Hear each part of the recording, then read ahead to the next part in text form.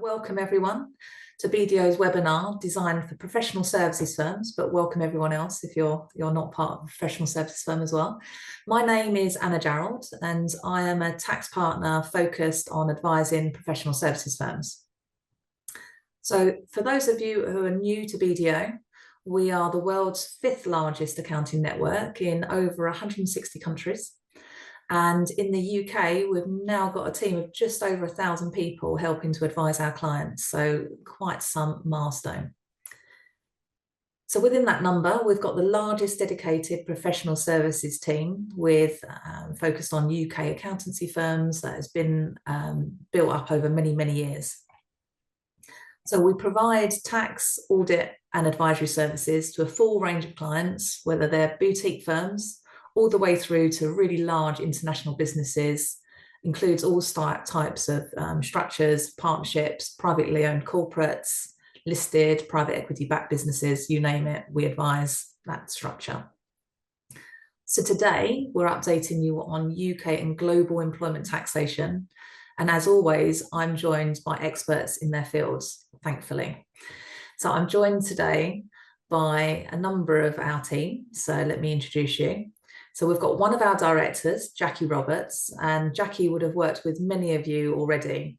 Jackie brings 29 years of experience in the employment tax arena, and that includes time working with HMRC.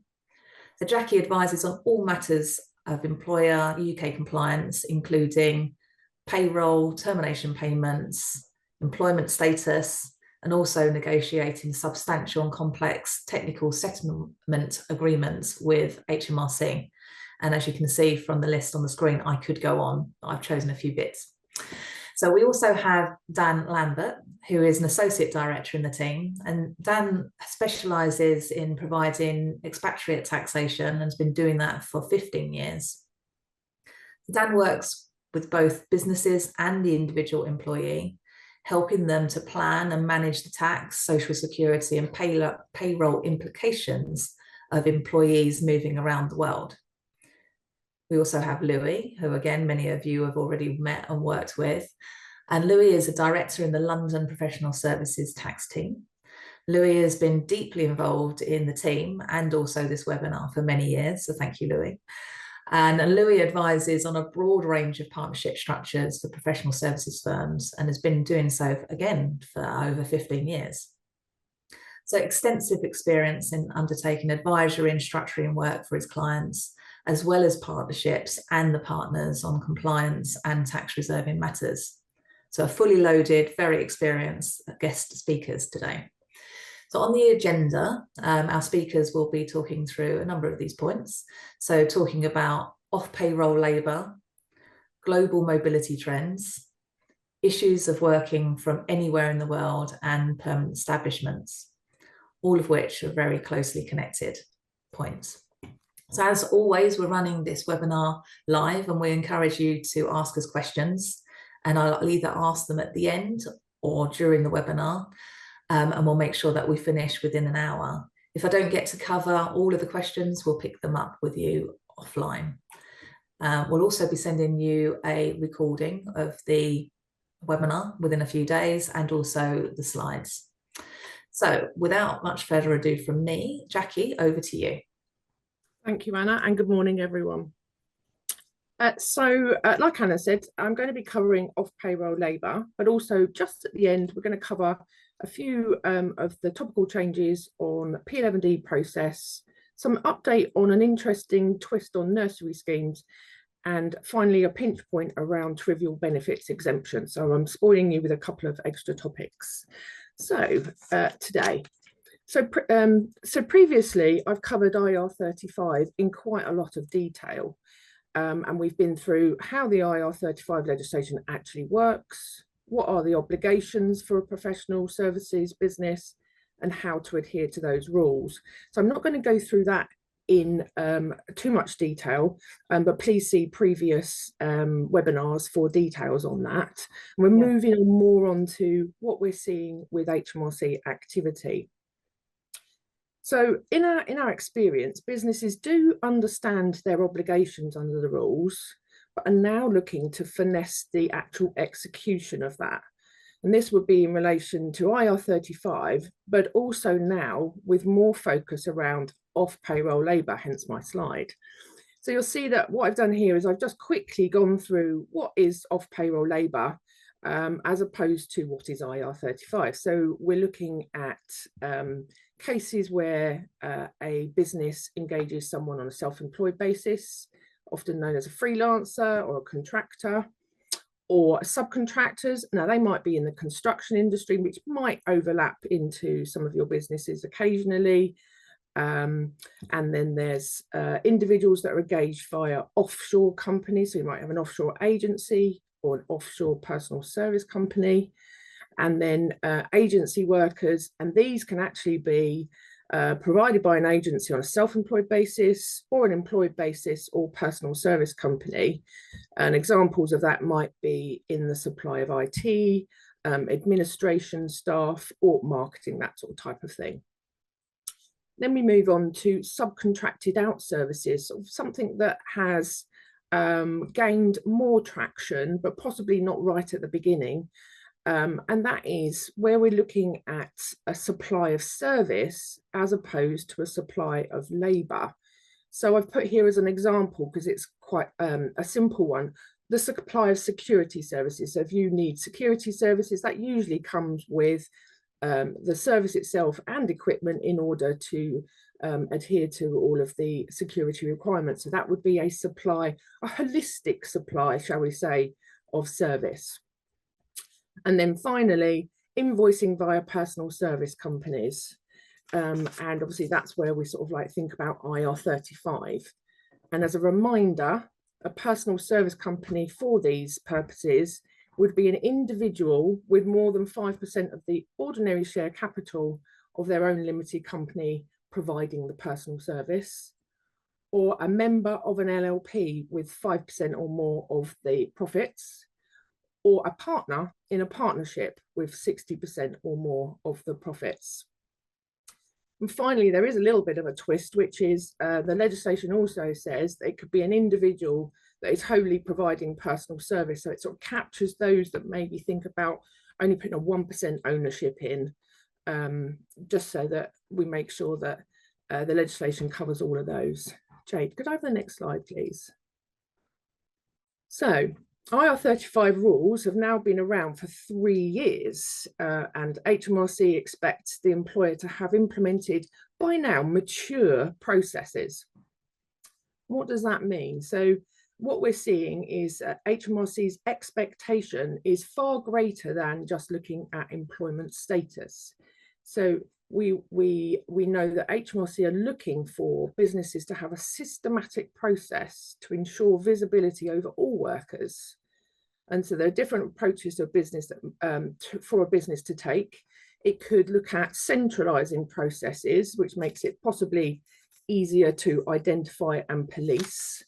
Or it may be that the business doesn't operate like that, and it's more the business engagers throughout the business that engage. And so it's about making sure that a business still has visibility over the whole of that.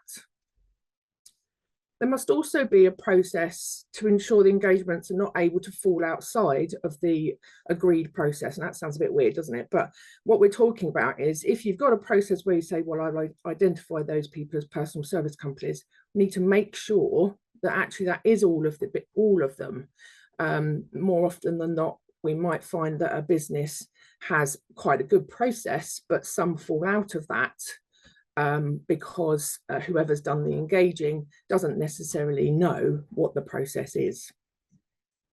So you could have a method to ensure that all engagements are captured as part of an audit trail of that by analysing the purchase ledger, or perhaps it's a case of doing auditing throughout the business and seeing what the business engagers are actually doing.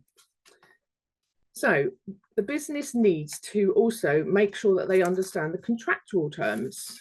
So if it's via a personal service company, obviously we're talking about the business engaging an individual through their own limited company, but it might not be that. It could be that the business is engaging a worker through their personal service company, but the actual business is providing the service of that worker to a customer, in which case the business is not necessarily the end engager. So it's about understanding the contractual terms. And then also you could have where you have a business engaging another entity that then engages the personal service company. So it's essential that the professional services sector understands where it sits in that supply chain. So once you've got all of the parties that have been established, you need to think about the employment status review, and it needs to be robust. So you need to ensure that you're looking at the contract and the actual arrangements. So you will end up with understanding where you are in the supply chain, and then that if you are the payer of the personal service company, you'll be the fee payer. Or if you're at the end of the chain, you would definitely have to be doing the employment status assessment, but you may be passing on communications to a fee payer. Once you've done the employment status assessment, remember it must be before the first payment is actually made, otherwise it's deemed invalid. And then out pops the results from the employment status assessment. And so you will either have a deemed employment, in which case you need to be wary. If you're going to be putting payments through the payroll, you have to think about whether there are other payments that might go along with the fees, such as expenses. And now, instead of being wholly and exclusively for a business in terms of tax relievable, they need to be wholly exclusively and necessarily incurred, which is a higher threshold to meet, such as things like ordinary commuting, which of course would be subject to PAY and NIC now. And then if it's a deemed self-employment, obviously the communication goes down the chain, but the individual can be paid gross. So I'm going to ask Jay to move on to the next slide, please. So all of the above needs to be, all of the previous slide needs to be undertaken in order to demonstrate reasonable care. And why do we need to think about reasonable care? Well, HMRC made it very clear that if there is a liability that arises from a weakness in a process and PAYE and NIC is due, unless reasonable care has been taken, there will be penalties. And those penalties, if we're talking about a situation where HMRC have decided to do an inquiry, they will be from 15 to 30% of the PAYE and NIC outstanding. So it's important for us to look at what reasonable care means. And I think in the past, it's been that employment status, if you take reasonable care of the actual process, i.e. using HMRC's CES tool or your own assessment, that's enough. Well, they've made it very clear that that's not the case. And they produced a comprehensive document at the end of last year, confirming that they want you to be looking at all aspects of the process from end to end. So from the engagement all the way through to payment. And that means having written policies in place and processes. It may be that a larger business with a substantial off-payroll labour workforce would need more processes and policies than perhaps a business that only engages a few, but still there's that requirement. HMRC have also said that they expect there to be robust due diligence. So as I was saying, it's not just a case of identifying your personal service company, it's about looking at all of your off-payroll labour and what is it, how it is engaged, and whether that would have any effect on the risks that need to be mitigated. And the employment status assessment is not just based on the contractual arrangements, which is sometimes what we see. It's through case law that it has been established that you need to look at the actual arrangements as well as the contractual, and where they differ, it would be the actual arrangements that are taken into account when doing employment status assessment. And then you also need to have an appeals process in place. And that means that at any point when either a fee payer or the individual themselves makes an appeal against the assessment that has been undertaken by the business, it has 45 days to respond. and that's to respond with details of exactly what the outcome is, whether they are still deemed employed, because one would assume that that's why they would be appealing, but you never know, and the reasons why the conclusion has been made. And then HMRC have also said that they would expect the payroll to be operated properly. And obviously that's looking at the correct code, a P46 checklist being completed, because that would be like a new employee, and making sure expenses are dealt with properly. Okay, could I have the next slide, please? So what happens if it goes wrong? So let's say HMRC challenge arrangements and assess that someone should be a deemed employee, not deemed self-employed. Well, there's PAYE and NIC on the gross fees that have been paid, and then interest, penalties, if the reasonable care has not been taken, and obviously I've explained there that that's a hefty 15 to 30%. But now we have a potential set-off of taxes. New legislation has been recently granted, which allows for the set-off of any corporation tax or dividend tax that's been paid by the personal service company. And this is a new thing, because obviously they thought that it's unfair for there to essentially be a double tax arrangement. It is, however, a formal process, so you would need to be in conversation with HMRC regarding them seeking PAY and NIC, and then they go through this formal process. Next slide, please. Here are just some numbers, not to scare you, but they can certainly add up. And I think if you could sort of take from here that we're nigh on half of the value of the gross payments when it comes to looking at our exposure. So the numbers certainly do add up.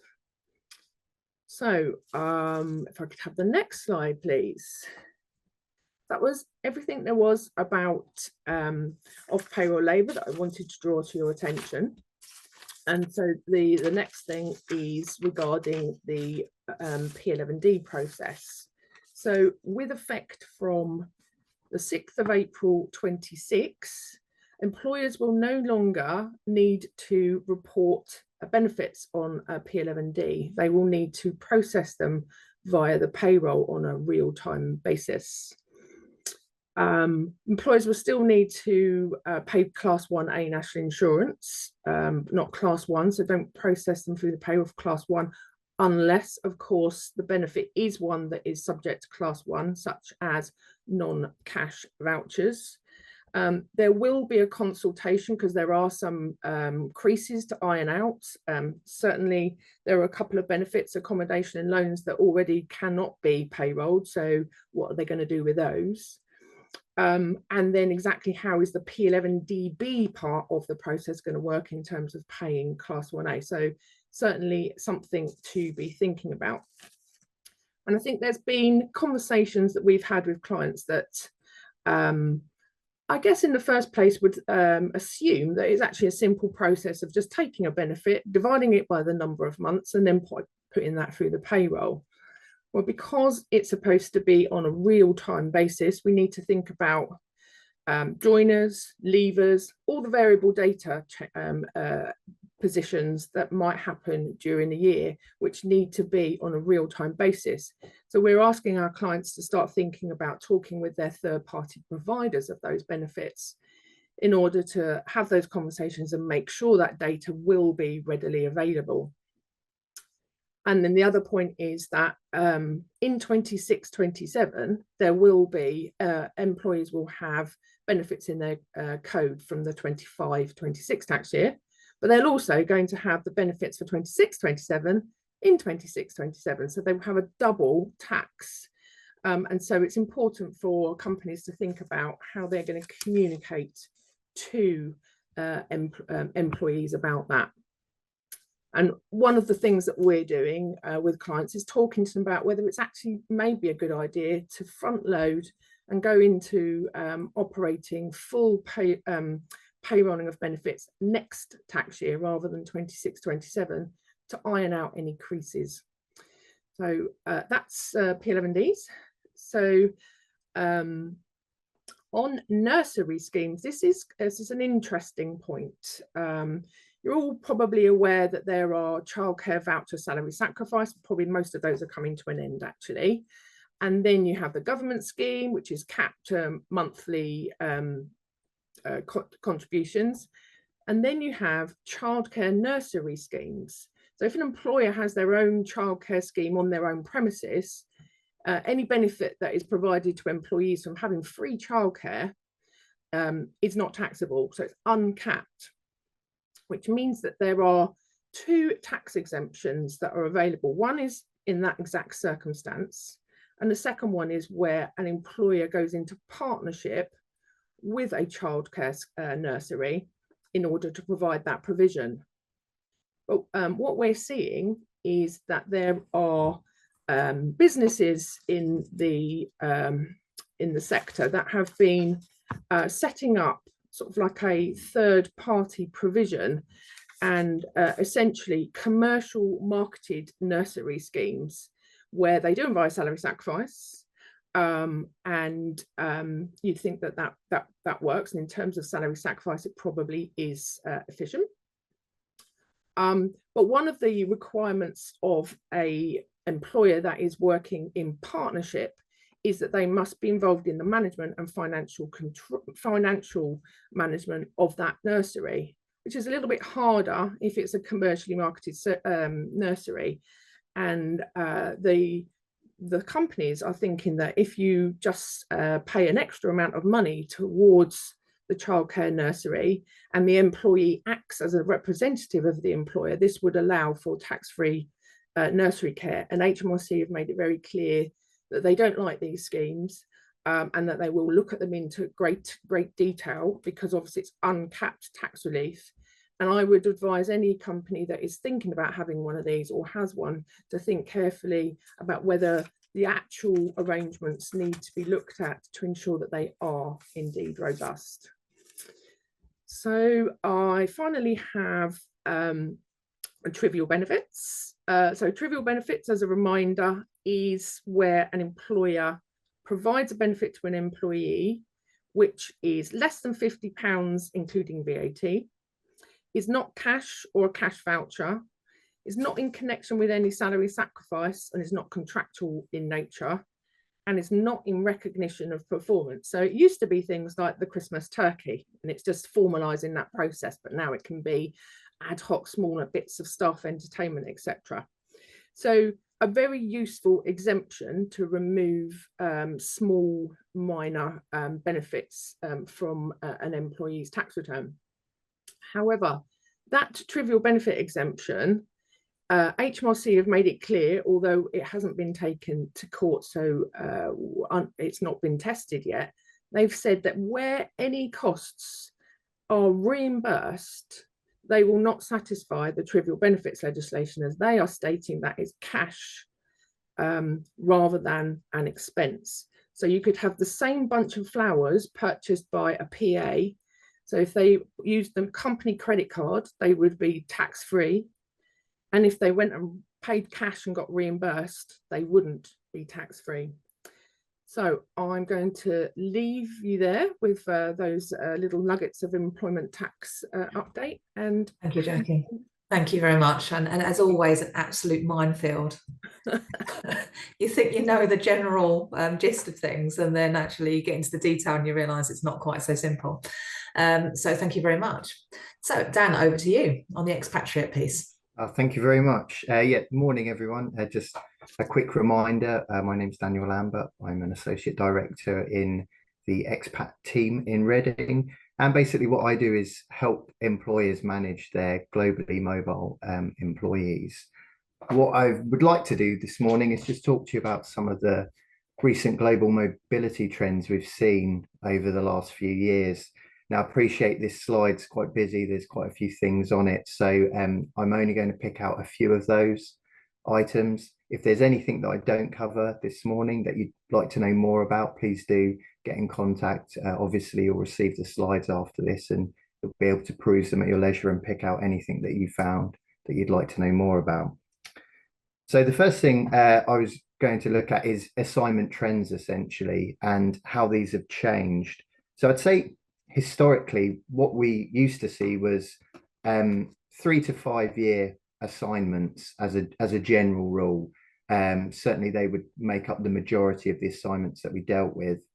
And then aside from that, things like business trips. So maybe like once a year, a travel to go to an international conference or something like that. I'd say more recently we've seen a move towards 1 to 2 year assignments. I would also say that the business trips have sort of they've essentially grown into something else, and what we like to call it is short-term business visitors. And essentially that's people that are making these business trips on a more regular basis. So rather than maybe 1 trip a year for a week, we're looking at more like half a dozen, and maybe for a week up to 2 weeks, depending on what's required. I'd say the other thing that we've seen increase over recent years is the idea of a global role. So where companies are international and they have various locations across the globe, it's very common now to see in the parent company an individual have a global role, or a role where they're responsible, say, for North and Latin America, or Europe, Middle East and Africa. Where these roles are global, it's much more common now for the expectation for these individuals to be present in the locations that they're managing. So we see far more people traveling on a regular basis to certain locations as a result of that. The final one I'd say that's really very recent, and we'll cover it in a bit more detail later on, would be remote workers. The idea that you can work from anywhere. If you don't need to be in the office, why not be on a beach somewhere? The next point I wanted to cover was diversity and inclusion. So I'd say historically, and I'll use the politically correct term here, that often assignees would be more mature. So think more Generation X than Generation Z or Z, however you prefer to pronounce that. And they tended to be more senior as a result of that. I would say more recently, what we're seeing is that it's actually more junior and younger people that are going on assignments. And I think there's a couple of reasons for that. I think, first of all, it's actually a win-win in a lot of cases for the employee and the employer. Younger employees tend to be really excited about getting the opportunity to travel. I had a call with a young man earlier this week who was moving to Brazil for 12 months. And he was genuinely really excited about the opportunity to do that. The other thing is that where people are have fewer dependents, let's say, perhaps they don't have a mortgage, perhaps they don't have a spouse, perhaps they don't have children, they often are more financially free.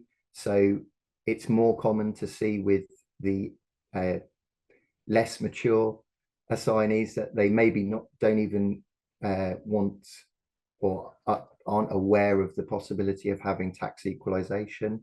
And essentially what that is, in case you're not aware, is where the company agrees to settle the tax in the locations so that the individual is no better and no worse off from a tax perspective. That in of itself can get quite expensive in terms of costs, as Jackie demonstrated with the slide earlier. There's also the possibility that someone who has a mortgage would expect you to provide them with accommodation in the country that they're going to work in. Often people that don't have a mortgage, they're happy to be put up in a hotel for a few weeks while they find a property, and then they'll meet that cost off their own back. Other things to consider with more mature assignees, perhaps they're looking at, they want their children to go to a certain school. There'll be school fees that they'll be expecting the employer to cover. They might want a car because the spouse and the kids will need to get around.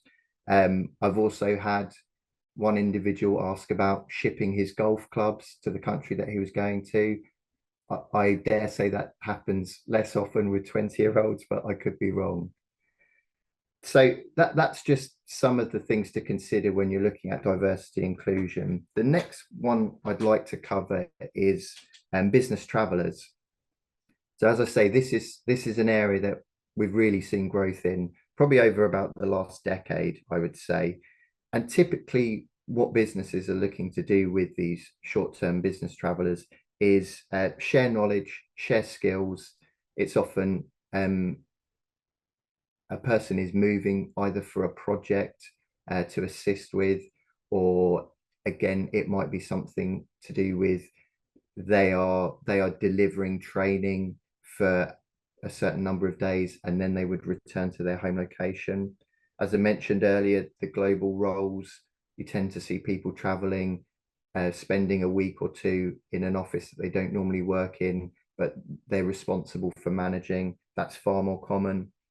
Non-resident directors perhaps doesn't apply to everyone on the call, but it's certainly something that we've seen a large growth in.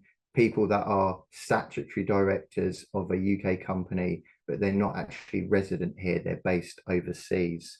So typically you'll see them travel to the UK for board duties, board meetings, things like that. I'd say this area has become a big focus for tax authorities worldwide. And the reason for that is that they believe it's a likely area of non-compliance. I think often people will fall back on well, they haven't spent 183 days in the country, so there's no problem, which hopefully many of you will realize is very far from the case.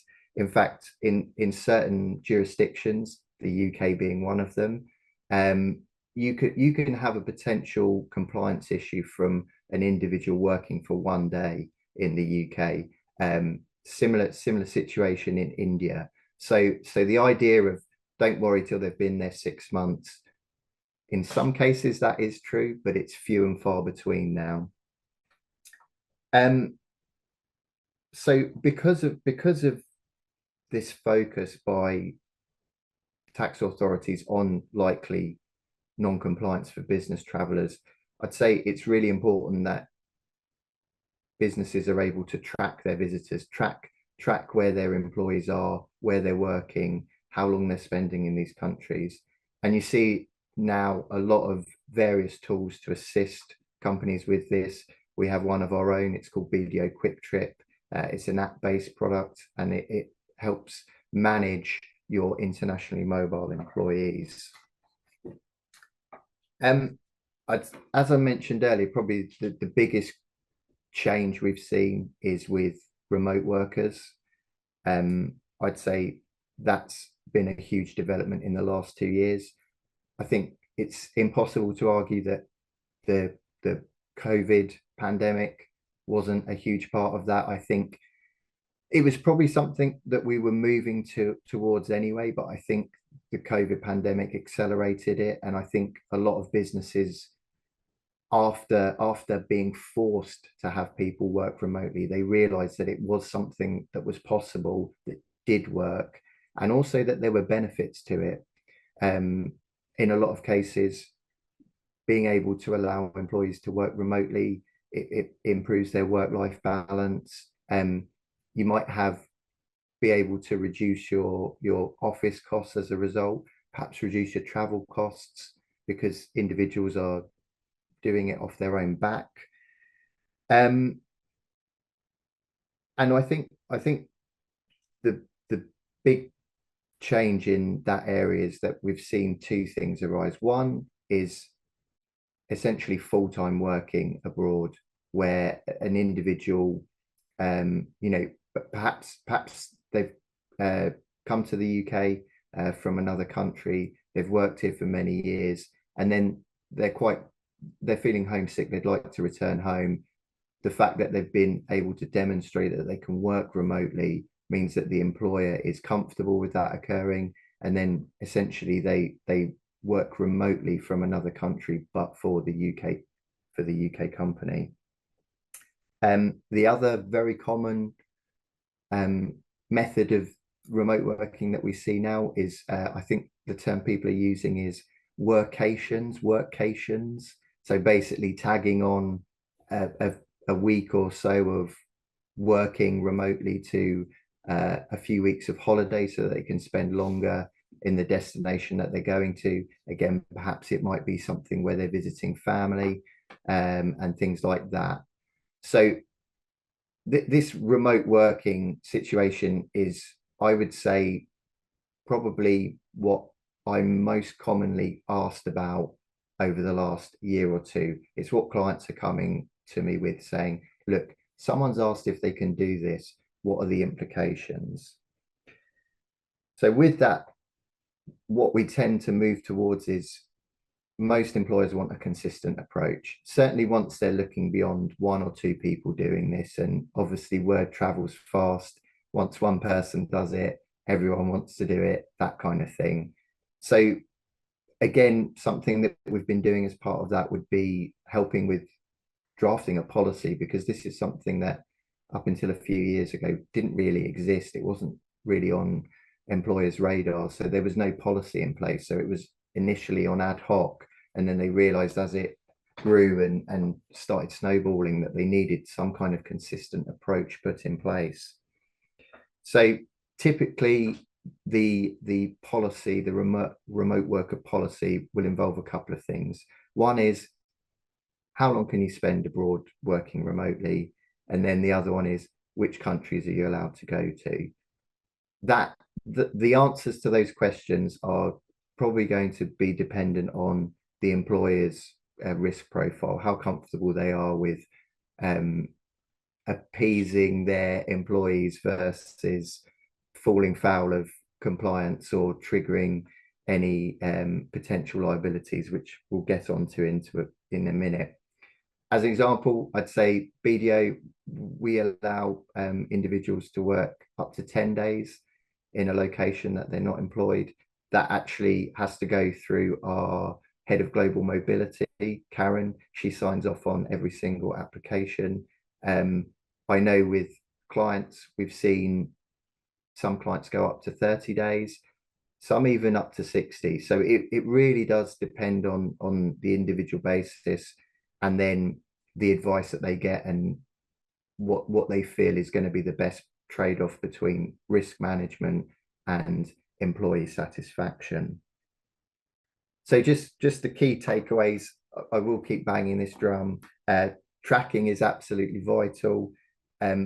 As Jackie mentioned in the last part of the presentation, the term robust came up a lot, and that is the term that HMRC use when they're talking about your methods for tracking your employees. It needs to be robust. It needs to be appropriate.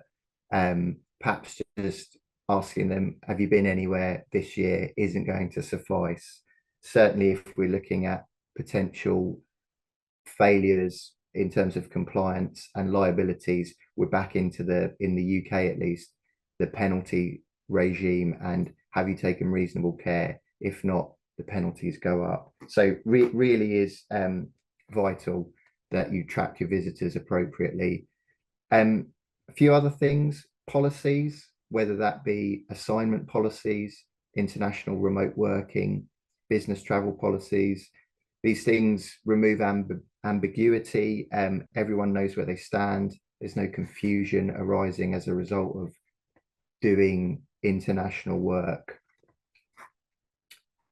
And then I'd say the early involvement of specialists like BDO can ensure that compliance risk is effectively managed, and that any assignments or international working can be made cost effective.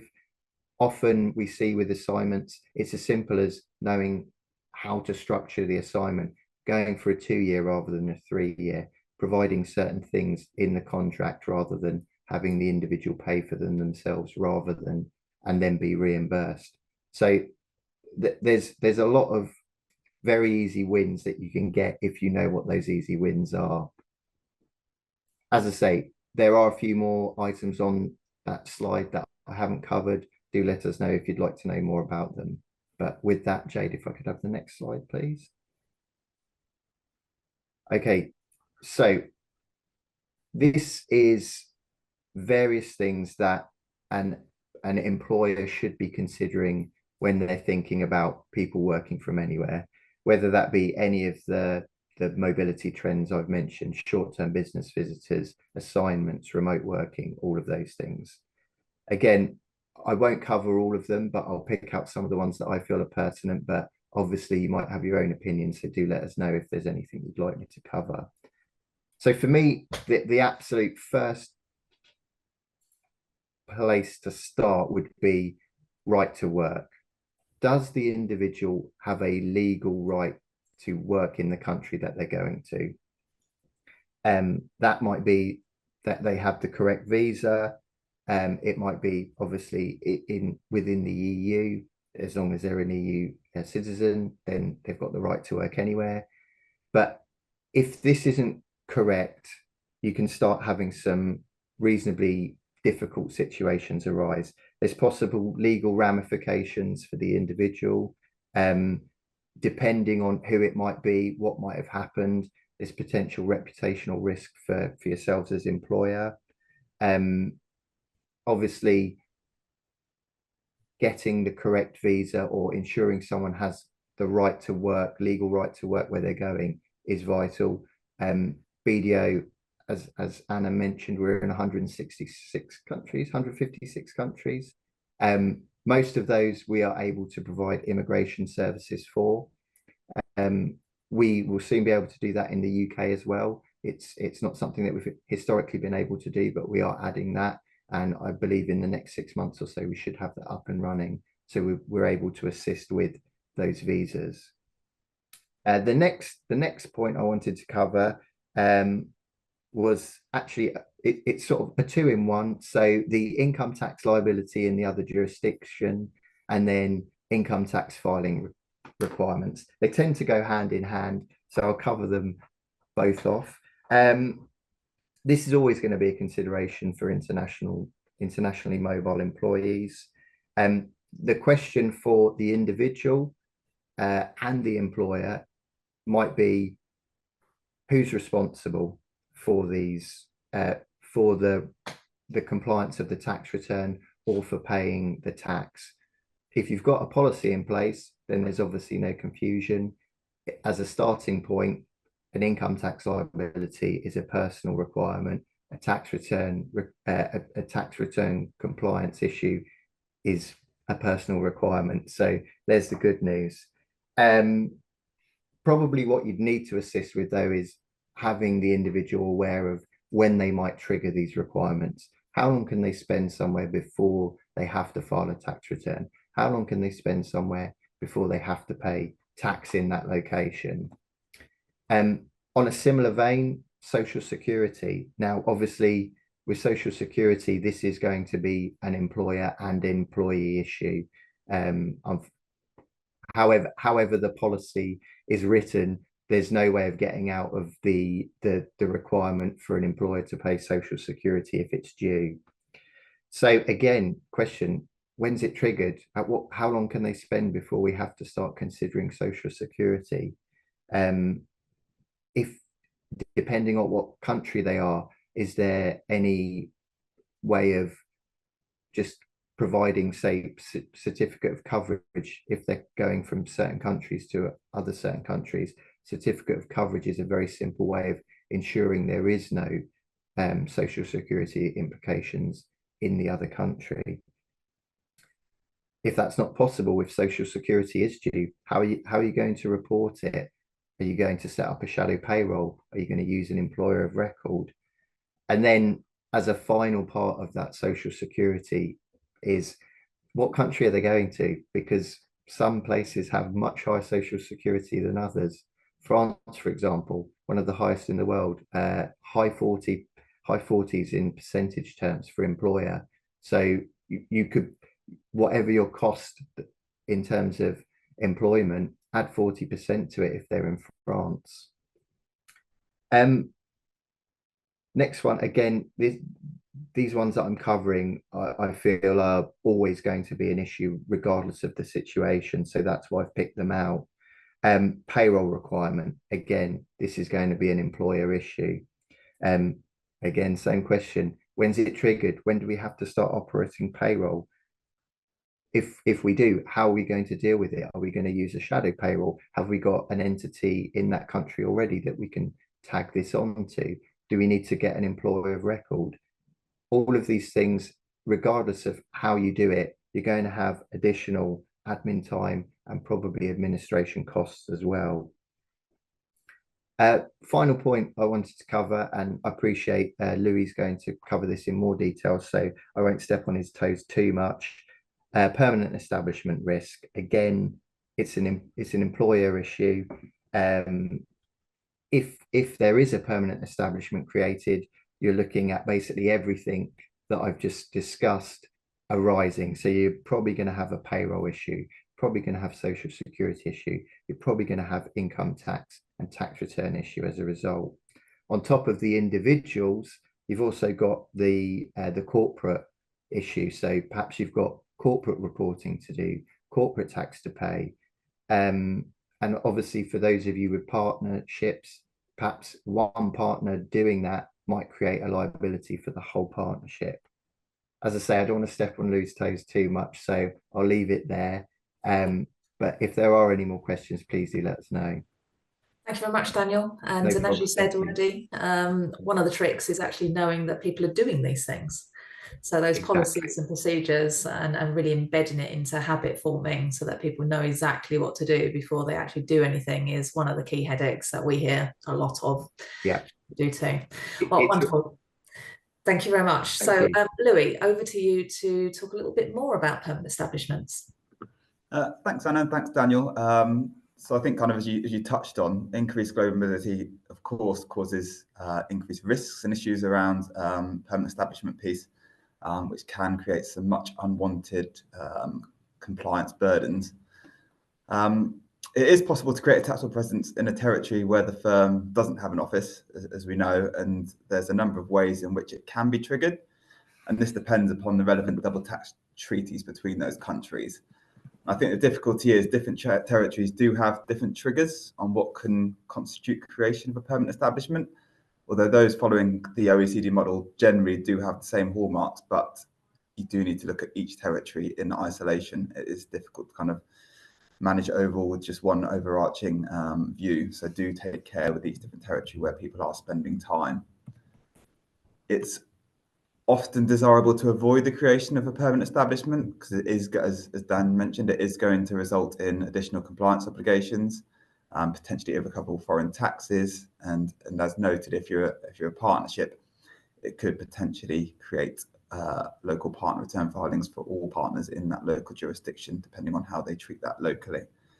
Segmenting the activities of an office into a single entity, it can be possible in some cases to kind of limit the potential creation of a permanent establishment in that scenario to the activities undertaken by the partners and staff of that entity only. So it's something to think around when you're looking at potential structuring, if it looks likely that there's a permanent establishment might be created. It's most likely to be an issue that would dictate whether a particular structure would be appropriate if an office is likely to primarily deal with clients in third-party territories. Client engagements will involve activities that can result in the creation of a permanent establishment there. So the last bullet point I put on the slide was around key do's and don'ts and what we kind of see our partnerships in particular liaise with a partner group to mitigate the risk of a PE being assessed. So at Cantor, some key do's and don'ts that firms often message to these groups of individuals is key points to make sure partners only sign engagement letters back in their home jurisdiction, for example, where possible time is only recorded on a matter back at the home office and not in the foreign jurisdiction, to make it clear on any invoices that all services were provided from the home country and client meetings were purely preparatory, care with the handing out of business cards so they're targeted to potential clients. In extreme cases, in risk territories such as India, access to email is prevented. Clear guidance to partners that work from a holiday home is prohibited without a clear approval process, which kind of links in to any policies you may think about already have internally. Requiring partners to indicate through their timesheets the location they are working, and when time is recorded to ensure that travel is monitored. This will then help kind of understand if any potential PE triggers are there. In extreme cases, requiring partners traveling for extended periods to potentially give up their partner status and become an employee with a different entity in the group to protect the partnership from creating a PE. And as mentioned before, exposing all partners to individual tax filing requirements.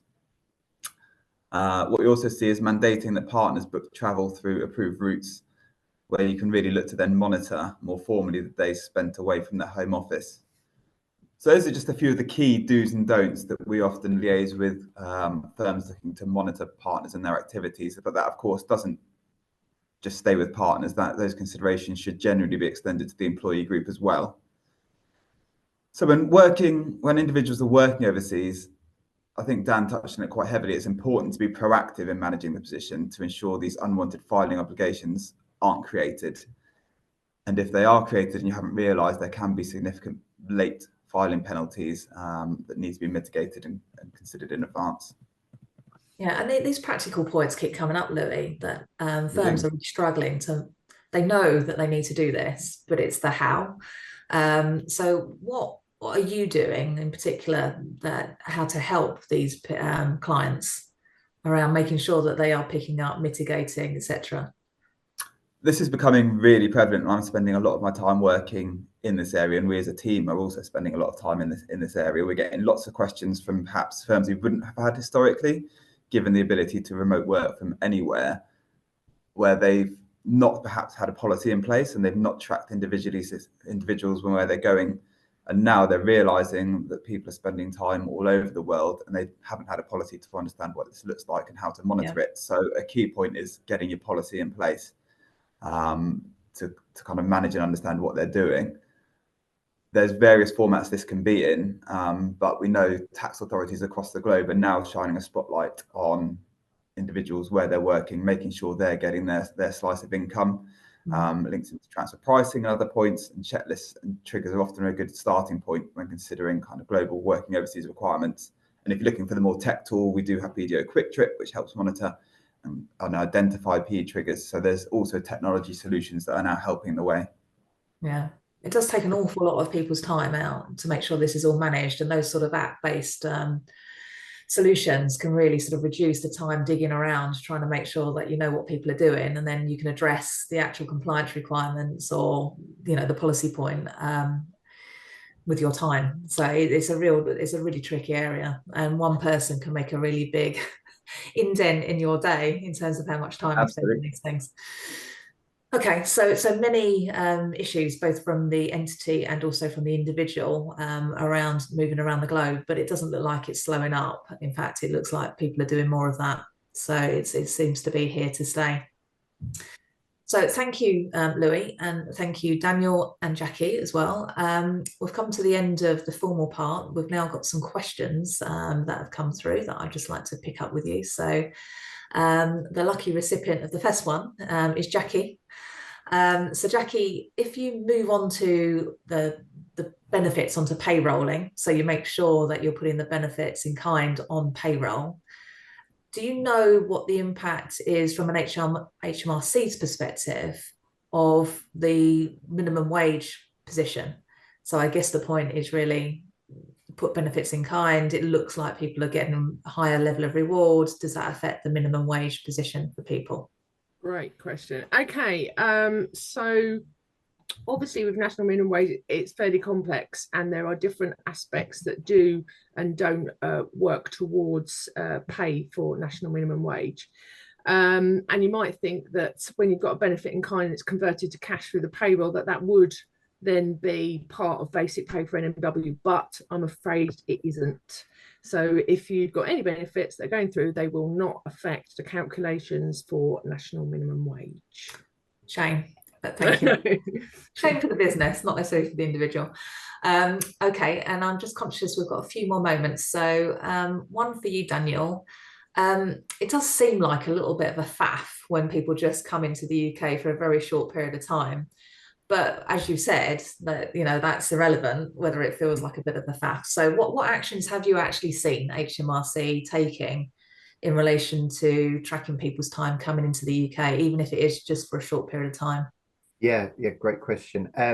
So I actually had a situation where we were doing a disclosure for a company, a client. We identified that they had some individuals that had triggered UK tax liability. They were what they thought were short-term business visitors, but they didn't meet all the criteria. So there was a tax liability. In making that disclosure, the response from HMRC was, thanks for telling us about these individuals. We note that your client is also listed on the visa as a sponsoring employer for, and there was a list of names. How much time have they spent in the UK? Go back to the client. They've given us this list name. Oh yeah, them. So HMRC are using, working with the Home Office, visa passport details, that they can track how much time people are spending. And then it's also easy to see whether there's any other links. So check the visa, are they down as a sponsored employer? Finding out about non-resident directors, you just go on Companies House, they're there, there's the name and their address. It's very easy to put that together. So we are seeing HMRC using all the resources that they have available to ask employers about who these individuals are, what they're doing. Okay, so a lot of joining the dots effectively. Yes. We're seeing that in lots of other areas as well, which more and more information is available electronically. So I knew this is a bit of a trend, but that's a really good example of what's happening there. Jackie, another one for you, if you can just keep it to very brief in terms of the answer, just so that we promise that people can leave on time. Regarding the payrolling of benefits in kind from April 26, what are you seeing in terms of an approach taken by clients to making sure that they're going to be compliant from that period? And I know you mentioned earlier about perhaps trialing it for the period earlier, but anything else? Yeah, there is, because I think there are a lot of clients that want to front load it because they just don't know what's going to come as a problem, and they don't want that problem actually happening during the year that they're supposed to be doing it in 26, 27. So our conversations have been around the client looking obviously at what benefits they've been provided with, and then mapping across where that information is coming in from and looking at how much variable data there is. And I think what we've been finding is there's a lot of data and a lot of moving parts, and information is coming in from all different parts of the business. So it's really imperative that those sort of conversations are had early on in order to make sure that everything works, even if it's not going to be accelerated to next year. Hopefully that's quick enough. Thank you. And I'm sure there's all sorts of other things to think about, like real time you mentioned, etc. So again, devil's in the detail there. Right, well, wonderful. Thank you very much to the three of you. As always, great to have your expertise involved. The real life experiences is always really helpful. So that's brought us to the end of the webinar, and thank you to everybody who's listened in, as well as our speakers. Jackie mentioned earlier that you can get our previous webinars, and unfortunately, or fortunately, depending on which way you look at it, they're all on YouTube. So you can look back on anything that we've done on these webinar series that's been running for a number of years. So I hope you nip off to YouTube and start watching them for the rest of your day. But if not, enjoy whatever you're up to, and we'll see you the next time. Thank you very much, everyone. Thank you. Thank you.